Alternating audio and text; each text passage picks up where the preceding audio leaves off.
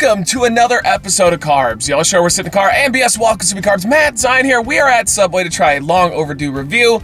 They've been offering this new cheesy garlic bread that you could substitute out on any sandwich. Of course, if you want, you can just, hey, I want to get that Black Forest ham. I want to get that suicide victim hanging from a tree during one of the Ball Brother videos ham.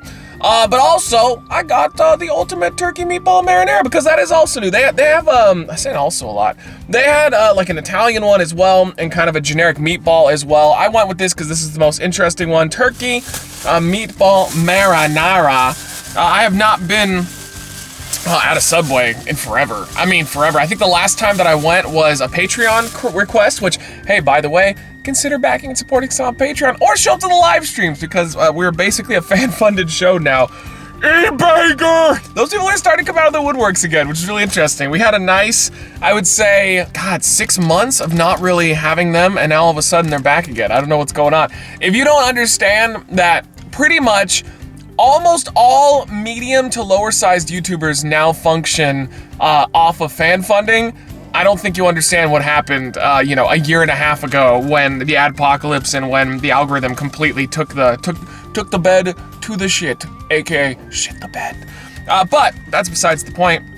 Thank you to the people who continue to support us because, again, this is an entirely fan-funded show. If it wasn't for you guys, I just wouldn't be doing this. So let's go ahead, though, now and shift focus. This thing is sweating.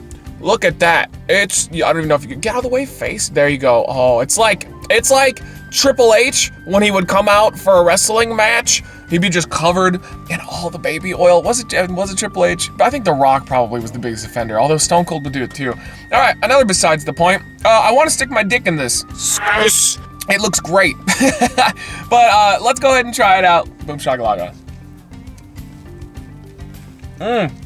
Yeah, it just tastes like a turkey variation of their normal meatball sub, which, by the way, their normal meatball sub was my go-to for years and years and years there. Then I discovered Quiznos, which I still prefer, but now Quiznos is closed, so I just don't go to any of the sandwich places, except for shout out to The Sandwich in Upland, which is an amazing sandwich joint.